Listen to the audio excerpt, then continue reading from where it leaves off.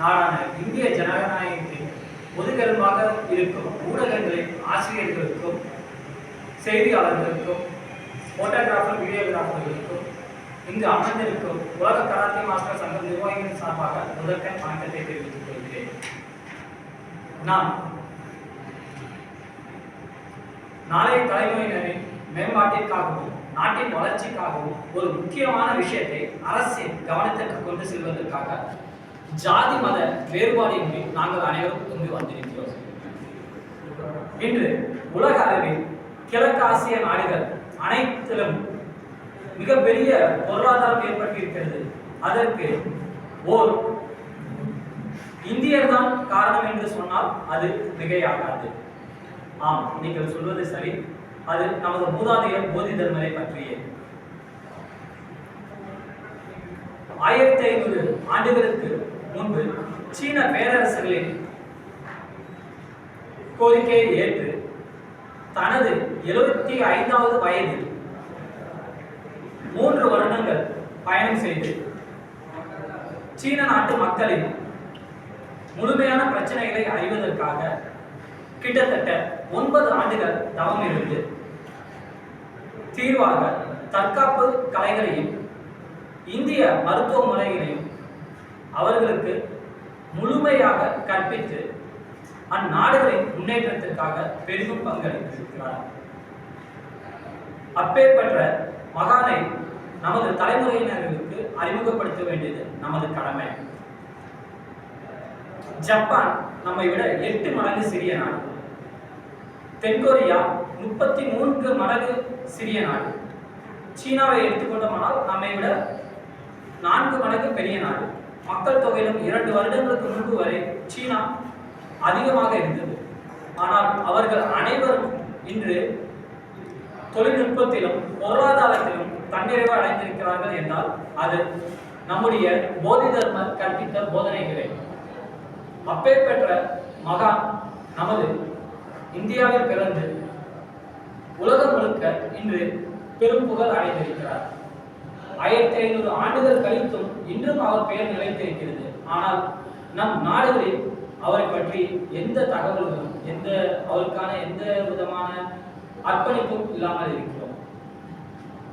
நம் நாட்டில் போதி தர்மருக்கு மிகப்பெரிய சிலைகள் அமைப்பதன் மூலமாக அவரது மகிமையை நம் நாட்டு மக்களுக்கு தெளிவுபடுத்துவதன் மூலமாக நம் நாட்டின் முன்னேற்றத்திற்கு மிகவும் பங்களிப்பாக இருக்கும். அது மட்டுமல்லாமல் நாளைய தலைமுறையினர்களுக்கும் இளைஞர்களுக்கும் தன்னிலை அறிவதற்கும்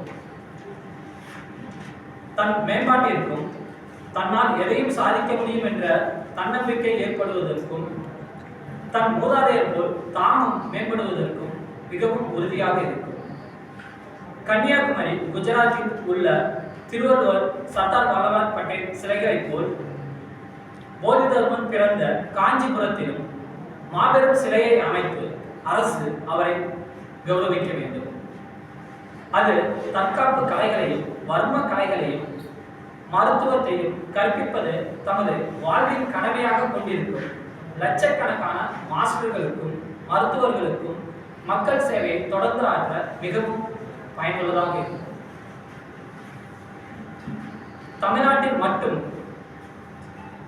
கராத்தே, களரி, சிலம்பம், குங்ஃபு, ஜூடோ, டேக்வொண்டோ போன்ற தற்காப்பு கலை கற்பிப்பதை தங்கள் வாழ்வில் அர்ப்பணித்துள்ள 10 லட்சத்திற்கு மேற்பட்ட மாஸ்டர்களும் அவர்களிடம் தற்காப்பு கலையை பயின்ற கோடிக்கணக்கான மாணவ மாணவிகளின் சார்பாகவும் உலக கராத்தே மாஸ்டர்களின் சார்பாகவும் போதி தர்மருக்கு சிலை அமைக்க வேண்டும் என்று மத்திய மாநில அரசுகளை நாங்கள் இந்த தருணத்தில் கேட்டுக்கொள்கிறோம். நன்றி, வணக்கம். இன்னைக்கு இது போல ஒரு மகான்களுக்கு நாம சிலை வச்சோம்னாக்கா ஒன்றும் கிடையாது. இப்போ ஒரு ஒரு பெரிய ஒரு மனுஷனுக்கு சிலை வைக்கிறோம்னாக்கா அவங்கள பார்த்து 4 பேர் அவர் என்ன பண்ணாருன்னு கேட்பாங்க. ஸோ அந்த வழியா போறப்ப அவர் என்ன பண்ணாருன்னு கேட்பாங்க. கேட்கறப்ப இது ஒரு தற்காப்பு கலை பற்றி விழிப்புணர்வு ஏற்படும். ஸோ அன்னைக்கு 1500 வருஷத்துக்கு முன்னாடியே நாம மற்ற நாடுகளுக்கு போய் சொல்லிக் கொடுக்குற அளவுக்கு அவங்களை மேம்படுத்துற அளவுக்கு நம்மள்ட்ட திறமைகள் இருந்துச்சு. நம்ம வந்து அந்த அளவுக்கு தொழில்நுட்பத்திலையும் அந்த அளவுக்கு வந்து பொருளாதாரத்துக்கு பெரிய அளவுல இருந்தோம். இன்னைக்கு பார்த்தீங்கன்னாக்கா இந்த அமெரிக்காக்காரங்க அவங்க நம்ம வந்து என்ன மிரட்டி பார்க்க உருட்டி பார்க்கறதுலாம் இது எதுக்கு நம்ம அவங்களெல்லாம் எதுக்கு நம்ம சார்ந்து இருக்கணும். ஸோ இது போல கலைகள் வளர்வதன் மூலமாக நம் நாட்டு மக்களுக்கு வந்து உயர்வு ஏற்படும், ஒரு தன்னம்பிக்கை கிடைக்கும். அப்படிங்கிறப்ப நம் நாடு வந்து போய் அடுத்தவங்க போய் கை கட்டி நிற்கணும்னு அவசியம் இல்லை. நாமளே தொழில்நுட்பத்திலும் பொருளாதாரத்திலும் பெரிய அளவில் வளர்ச்சி அடைய முடியும். அதுக்காக தான் நாங்கள் வந்து தற்காப்பு கலையை முதன்மையாக எடுத்துக்கணும்னு விருப்பப்படுறோம். இந்த போதி தர்மம் சொல்றீங்க, இது 7 மொழிக்கு அப்புறம் தான் எல்லாருக்கும் தெரிய வந்ததா இல்ல முன்கூட்டியே இந்த இது தெரியுமா? இல்ல அதுக்கு முன்னாடியே வந்து நான் படிச்சப்ப வந்து 2001 10வது இங்கிலீஷ் புக்கில் போதி தர்மம் பற்றி பாடம் இருந்துச்சுங்க. ஸோ நான் அதை படிச்சிருந்தேன். எனக்கு மார்ஷல் ஆர்ட் அப்படிங்கிற அந்த அந்த லெசனோட பேர் வந்து மார்ஷல் ஆர்ட்னு நினைக்கிறேன் இருந்துச்சு. அது அப்போ அந்த புத்தகத்தை படிக்கிறப்ப தான் எனக்கு வந்து போதி தர்மத்தை பற்றி தெரியும். ஸோ அதுக்கு முன்னாடிலேருந்தே வந்து இங்கே விழிப்புணர்வு இருக்கு.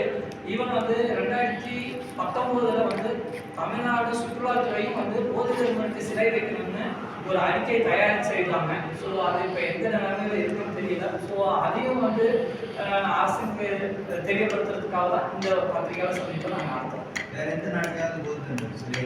சார், இந்தியா தவிர எல்லா கிழக்காசிய நாடுகளிலும் போதி தர்மனுக்கு சிலைகளும் கோயில்களும் இருக்குங்க சார். ஏன்னாக்கா அவங்க எல்லாத்தையும் வந்து இந்த அளவுக்கு வளர்ந்துருக்காங்க. பாருங்க, நம்மளோட சின்ன நாடு, ஒரு 33 மடங்கு சின்ன நாடு கொரியா. அவங்க வந்து இன்னைக்கு வந்து அமெரிக்காவே வந்து எதிர்க்கிற அளவுக்கு சக்தி படத்தமா இருக்காங்கன்னாக்க அது போதி தர்மோட போதனைகள் தான் சார். சிலை எல்லா நாடுகளிலும் இருக்கு சார். சீனால முழுக்க இருக்கு சார், ஜப்பான்லயும் இருக்கு. ஓகேங்களா? இப்போ கொரியாவோட நிலவரம் நமக்கு தெரிய வரும். சீனா ஜப்பான்ல முழுமையா இருக்கு. ஸோ அவர் இந்தோனேஷியாவில் அங்கே தங்கியிருந்தது, அதற்கான சுவடுகளும் அங்கே இருக்கு. சிலை அமைக்கணும் அப்படின்னு வந்து வர காலகட்டத்தில் கடைசியாக இருக்கிற மாதிரியான அந்த காலகட்டத்தான